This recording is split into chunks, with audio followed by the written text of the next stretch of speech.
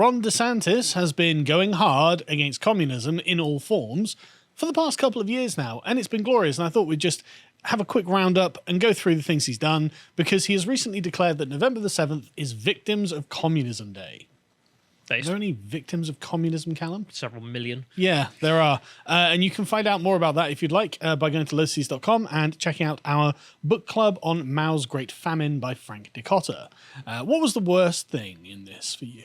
The baby eating. The communists reduced the population to having to eat the corpses of toddlers in some provinces. Yes, it was unbelievably bad. Like, to say that this is on par with the Holocaust is just stating accurately the facts of the matter. It was intentionally done. Purposely done to eradicate groups of people, and food was withheld for that purpose. Yes, unbelievably awful. And so to say, oh, we need to talk about the victims of communism. Yeah, well, we talk about the victims of Nazism all the time. They're both ideologies with a radical future planned. So why not include the victims of communism? And so that's what DeSantis did. Let's play the first clip. Today, I am signing HB 395, which will officially designate November 7th as Victims of Communism Day to honor the more than 100 million people who have fallen victim to communist regimes across the world.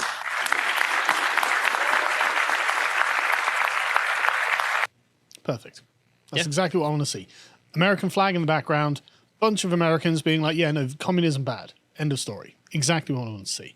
And so what the most recent thing that he has done is say, well, look, we're going to have this as a part of our educational curriculum in schools, because it seems relevant that children should know about what the communists did in the 20th century, as they know what the Nazis did in the 20th century. I mean, I'm sure when you were at school, you got to learn all about Nazi Germany, didn't you? Endlessly, actually. Yes, I know. So I did it in religious education, I did it in history, I then did it in ethics studies, which is what they renamed religious education. And then the next year in history, I did the same thing. Yeah, it was the same for me. I hated history at school because it was just trenches and Nazis. And I was like... I mean, I like World War II history, but it's too much. I didn't like World War II history because of that.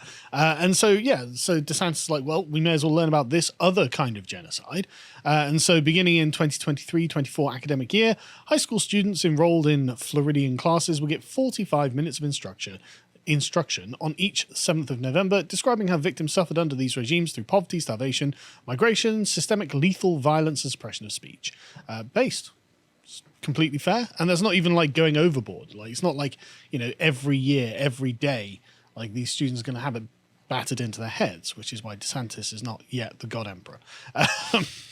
He put the law into effect in Freedom Tower in Miami, where 650,000 Cubans would protest after fleeing Fidel Castro's communist regime in Cuba. So good. I was going to say I love how Americans name things, but frankly, it probably is named after the Cubans. Yeah, it actually is, yeah. So, the Cubans, the people who were escaping communism on boats to America, the land of the free. But anyway, so you might think, okay, well, this isn't really very newsworthy. How is this noteworthy? This just seems like the normal, rational thing that a classically liberal country would do. Well, the answer is because it has produced the response that is essentially this meme that you hadn't seen before, had you, Callum? I haven't seen this one. You want to win, but you want your enemies to lose. Isn't that a bit hypocritical? You got me, Soy Jack. I'm very... I suppose I'll just leave. And you know what? I don't even care if it is. Yes, okay, fine. Thank you, Mr. Soy Jack. But anyway, so the response to this really does just exemplify everything that this meme is trying to get across, because this was literally the only thing that the communists on the left had to respond to this with. It wasn't even like, oh no, communism didn't do those things. Yeah, it did, but like, we're long past that kind of area. Oh yeah, they're long past that, but they're like, well, I mean, you're basically a communist yourself then, aren't you, Ron DeSantis? Which was literally the opinion of Fabiola Santiago at the Miami Herald. So there are still some leftists left in Florida, right? Wait until students figure out that DeSantis' Florida and communism are bedfellows. Ah, yes. Nothing screams communism like Ron DeSantis' Florida. You an anti-communist, basically a communist. You joke. Right? What do Florida and Cuba have in common? Book banning, censorship, and added to the mix this week, state-mandated school indoctrination for political purposes. Oh, they haven't banned any books. No. You can still read all of the books that are no longer in the schools because they're inappropriate for children. Mm-hmm. That's not book banning. That's Cens- also not censorship. Also, as it exists in America, seems to have come from exclusively left-wing organizations in regards to Yes. social media, the best one. As for state indoctrination for political purposes, I mean, as if Americans don't all pledge allegiance to the flag anyway every morning. that's kind of the point in the United Yeah. States. Like, it is a nation where you believe in It's- Americanism. It's a propositional nation. Yes. It's based on an ideology. Did you know that Nazism, communism are bad? Well, that's basically propaganda. I'm leaving. Like, I'm taking my kid out of this school. Which is literally the argument. They're the hallmark of practices of the Communist Party-led regime in Cuba. It's just no difference. Yeah. The Cubans arrive on Floridian shores and they're like, oh God, I haven't escaped at all. Tools used for 6 decades to keep Cubans isolated and in the dark about information that falls outside of what the ruling party's ideology commands people to believe. As if Ron DeSantis is preventing people accessing the internet or something. Yeah. Watching television. But also the idea that Radio Free America and Pravda, basically the same thing. I just can't tell the difference. Just propaganda mouthpieces. But at least they accept that communism is bad. You know, thank communism is bad and you're the communist, Ron DeSantis. Santiago here hasn't moved back to Cuba. No. But this is amazing. Educators are being censored and handed guidelines embedded into law about what they're allowed to say and not allowed to say to students on race or gender ideology. Good. Yeah. Good. I mean, there are already laws. You can't just literally pull up a porno movie in a school and be like, right, kids, we're going to get educated on double penetration or something. Like, oh no, the law is censoring me. This has been the de facto for all of human history. And we didn't need like physical laws because it was kind of expected that you weren't going to tell 5-year-olds about your queer sex life. Yeah. It was a bit strange. Yeah. It all reminds me of the atmosphere of repression during my elementary school education in Cuba. Lamau.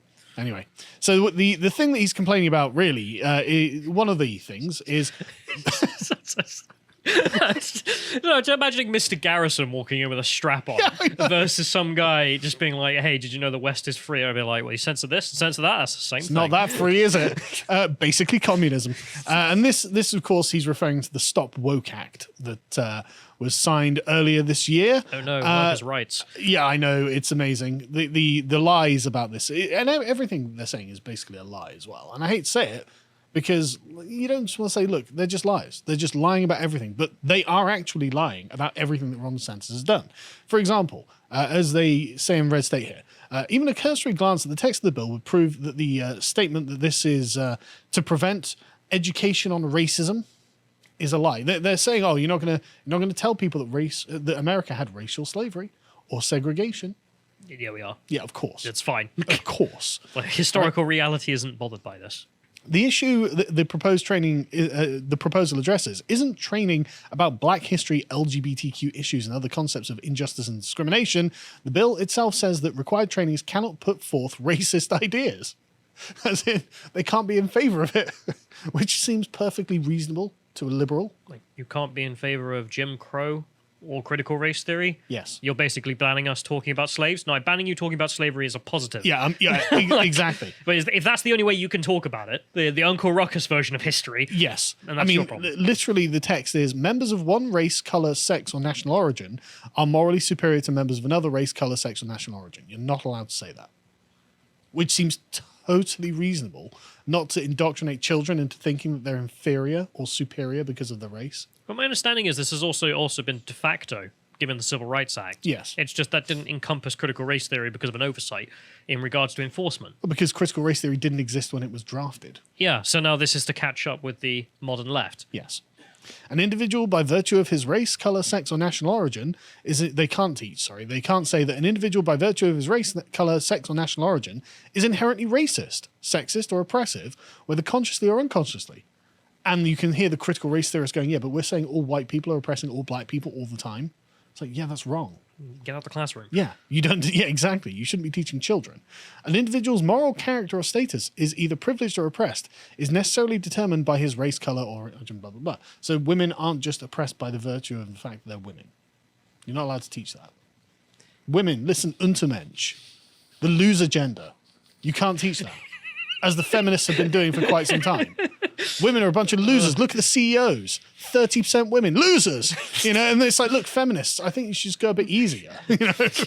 Like, maybe it's not, it's because they're female. It's like, look, I know that that's your opinion, but like, tone it down a bit. Cooler with the anti-women remarks. Exactly. This is a bit misogynistic.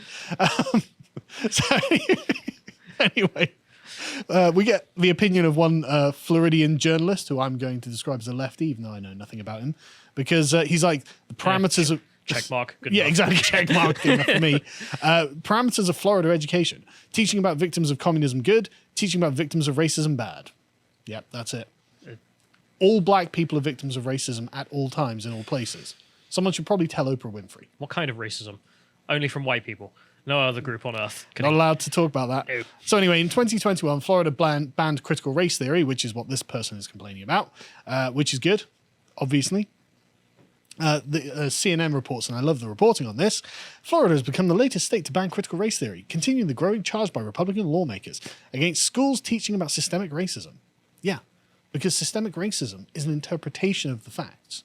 They're not saying don't teach the facts. They're saying there's a particular racist interpretation of the facts that makes all white people racial supremacists and all black people basically slaves. That's not good for the children to have them think that way. Who let you in the classroom? Yeah, exactly. I'm just imagining someone saying that. You'd think they're some kind of tramp who's walked in and you just be like, please get out. Yep. And Ron DeSantis spoke at the meeting saying that critical race theory would teach children that the country is rotten and our institutions are illegitimate. That is not worth any taxpayer dollars. Yes, that's absolutely true. And that's absolutely correct response. The institutions probably shouldn't be undermining themselves to the next generations that are coming out of these institutions. Totally sensible, eminently reasonable, and the soyjack left is like, you just want to win and your enemies to lose, you hypocrite. Okay, deal with it, losers. But this is just wild. Like, the amendment states that topics must be factual and objective, and specifically prohibits the teaching of critical race theory, meaning that the theory of racism is not merely the product of prejudice, that racism is embedded in American society and legal systems in order to uphold the supremacy of white persons. Again, not about the facts themselves, but about an interpretation of the facts. And that's fine. And it also bans the 1619 Project after the New York Times had to retract it anyway, saying, yeah, okay, this was historically nonsense, but never mind. And the thing is, this is the reason I bring up critical race theory is because it genuinely is part of what is essentially a communist plot to overthrow America. And you might be like, well, hang on, that sounds a bit strong. Like, you saying critical race theory is a communist plot? It's like, yeah, I am. Yeah, because I've read all of their stuff. I know exactly what they think and exactly what they've said. I mean, this is a premium podcast we did where we go through the origin point of critical race theory, which is Kimberly Crenshaw's essays in 1989 and 1991. Mapping the Margins probably be the most important one, but there are a few others. She has really long titles for them, so I can never remember them verbatim. Yeah, they're literal memes at this point. Yes. So Black Feminism, a critique of anti-racist... It's like, okay, thanks. But in them, she explains that she's a communist. She's a feminist, and she has a problem, literally in Gramscian fashion, with the fact that Western institutions aren't just falling to communism, and so they need a different vector of attack, and they realize that, oh, race and gender is a good one. And that's what they've been doing, is unironically part of the communist plot. Anyway, moving on, the groomers at Vice are very upset by this. You can't say gay in Florida schools, but Ron DeSantis is mandating teachers talk S about communism. You can say gay, which is why you've all been saying gay, and none of you have been arrested. That's fine. That you're always allowed. Yeah. What you're not allowed to do is turn around to the kids and be like, yes, gay sex, let me tell you. Like, it's... Yes, exactly. You're not allowed to groom children, as the American Conservative have reported here. Right? This is just a quote from the anti-grooming bill, which is how it's framed by normal people, or the you're going to stop us from being gay bill, how it's framed by lunatics. Classroom instruction by school personnel or third parties on sexual orientation or gender identity may not occur in kindergarten through grade 3 or in a manner that is not age appropriate or developmentally appropriate for students in accordance with state standards. Oh, dear. Gay people will never recover from this. Which is literally the New York Times position, right? This vague but menacing language is clearly focused on chilling any mention of LGBTQ plus lives. It's overreach in search of an actual problem. This is gay erasure. Nope. LGBTQ plus is not gay. I'm saying it. They're two different things. I'm not having it anymore. Where people say this is no, it's not. No, you're queer. Shut up. Like you wanted I to mean, have literally, that's what the Q means. you wanted the Q word back as your word. You can have it, and it's for you people and no one else. It's for the groomer Yeah. types. But anyway, going on to the Vice grooming article. Florida is making students sit through 45 minutes on the horrors of communism. Yeah, it should have been an hour. Good point. Acknowledging... Why round it down? Yeah, exactly. 45 minutes probably isn't enough, given the actual voluminous nature of the crimes of communists. Acknowledging that queer people exist and have human relationships, bad. Just making this up. Nuanced conversation about America and race in schools and the workplace, also bad. Again, just lies. Just total lies. Nearly hour-long nakedly political lessons on the victims of communism, good, and mandatory if you're in a public school in Florida. Yes, good. Suck it. Sorry, if you didn't want that, then I don't know. Make the whole of the 20th century look better. What do you want? Yeah, why shouldn't I mean, it's not like communism didn't have a broader and more longer-lasting effect than Nazism anyway. You know, the Nazis were in power for like 12 years. Communism is still dominant in China. Yep. Like, sorry, it's still the party of Mao, the guy who's responsible for the Great Famine. So, Or the party of Kim, or in Cuba, or in Yeah. Laos. So it's still there. absolutely.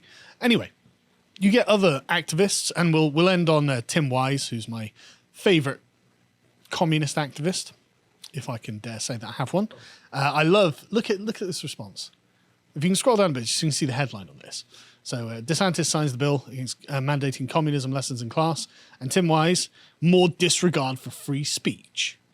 Oh, we care about free speech now, do we, Tim? I'm imagining the alt-right turning up to parent-teacher meetings with their Nazi caps on, being like, I do not like the way you teach the Holocaust. it's very, very aggressive towards my free speech. I don't know. I mean, make the Holocaust not as bad as it was then. This is the thing. Like, it's reality that you're opposing to. These are things that happened, not even interpretations of them either. Compelling people to speak in a desired way about a desired thing is blatantly unconstitutional. That's right. Okay, What? so I know... No, listen, all right? I know that you're a maths teacher, right?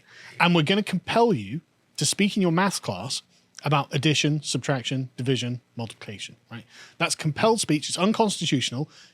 Instead, talk about your genitals. Tell the children about your gender preferences. You know, that's totally constitutional. You mad, absolutely mad, right? DeSantis and his supporters are fascists.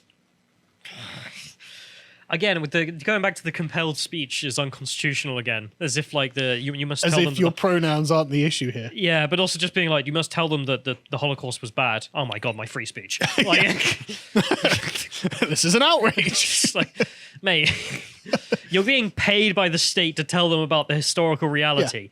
I mean, remember, this all costs money. Yeah, and this isn't a compulsion. You can leave that job at any time. Like, there's no point is anyone being compelled. You're being paid to do it. It's a privilege. You signed up to work for the state to tell kids about what happened in the 20th century. And then when you're mad that what is in the textbook doesn't conform to your delusions. Well, you're mad your because you're a communist and it makes communism look bad. Yeah. That's what you're mad about. But anyway, DeSantis signs bill. So he follows that up saying, so we can't teach about systemic racism in American history. No, you will have to teach about Jim Crow and slavery, which are examples of systemic racism. But we must teach about systemic oppression under communism in other countries. Yeah, you'll get both sides of that coin. So much for we just want classrooms to be free from politics, frauds all of them. Well, I mean, I have actually heard some really good arguments against free speech recently from Tim Wise. What? Would you like to hear them? Oh, yeah. Free speech follies, part 1 of 4.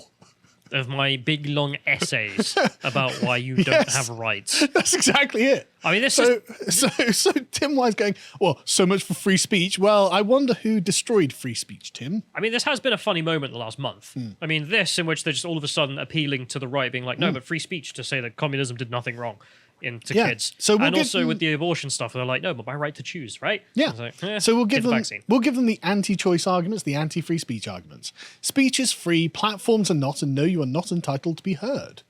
Wow. Speech is free, but the platform of being a teacher is not, and you're not entitled to tell the students anything you want. That's totally true, Tim. You're being paid to tell them about maths. You got them that. He says lately it has become commonplace for some, despite having long since cleared the middle school hurdle referenced above, to argue that Twitter and Facebook, pro tip, both private companies, oh, that aged well, didn't it? Yeah. That aged really well, are violating the free speech of conservatives by supposedly using algorithms to limit their reach or suspending them for comments deemed hateful in violation of community standards. Free speech on this account means consequence-free speech. Racists have a right to racist, and for anyone to talk back is oppression. Free speech entitles you to remain unjailed, untortured, and alive, even when you demonstrate your ignorant effery. Other than that, pretty much nothing. So, have you been jailed for teaching critical race theory? No. Have you been tortured or killed? No. Then your free speech has not been violated. Has it, Tim? Love it. No one owes you a microphone, column inches in their newspaper, or a podium at their college. God, it's just perfect. It's just so perfect. When you had the reins of power, you thought, right, I'm going to really pull these hard. Get all of these people deplatformed, give them the lash as much as I can. As soon as it turns around, oh, but my free speech. Now get effed. Get absolutely effed. But right? I love how nothing has happened to them, though. Like, all that's happened here is like, okay, if I'm going to hire you as a maths tutor for these students, then you need to teach them mathematics. And you've gone, yeah, but I want to tell them about my genitals. And you go, no, you can't do that. But the issue is, how am I going to continue to indoctrinate students? And that's what's been taken away from them. I can't pervert the children. It's like, yeah, you can't. That age is coming to an end. Yes. But that's oppression of me. And that's bad. Okay. Oppression of you was good, and you didn't have a right to free speech. But when it's oppression of me, oh my God. And there's another one as well. It's not like this is the only... But what about a man's right to groom? I mean, they literally do think the children are their property, don't they? So anyway, that 4-part diatribe was not the only thing about the free speech he'd written. This is from this year. Elon Musk's vision for Twitter should scare the hell out of you. With his insistence that Twitter should be an unmoderated forum, allowing maximum free expression with virtually no guardrails, Musk would steer Twitter onto the rocks of ever more abusive online behavior. It's the way that hyper-libertarian, futurist tech bros think, though. Based. Frankly, good. Yeah, but no, you're right. We can't have an unmoderated forum in the classrooms. Could be any maximum free expression. I don't think so. Not having any of that, as Tim Wise would have it. Anyway, that was that. Love it. Ron DeSantis, BTFO and the communists. He's doing a great job. Am I not a brother and a man? No, get out. Shut up, communist. He's in the Labour monkey dildo suit. Oh, if someone could meme that, actually, that would be great. The Labour monkey dildo suit in the "Am I not a brother and a man" pose. If you appreciated that segment from the podcast The Lotus Eaters, you can go to lotuseaters.com to get access to all the premium content we have on the site, such as the Epoch series, this one between Bo and Thomas on the history of Formula One. And if you want to follow Thomas, you can follow him on Getter at @Thomas W. Dowling on Getter. Thank you and goodbye.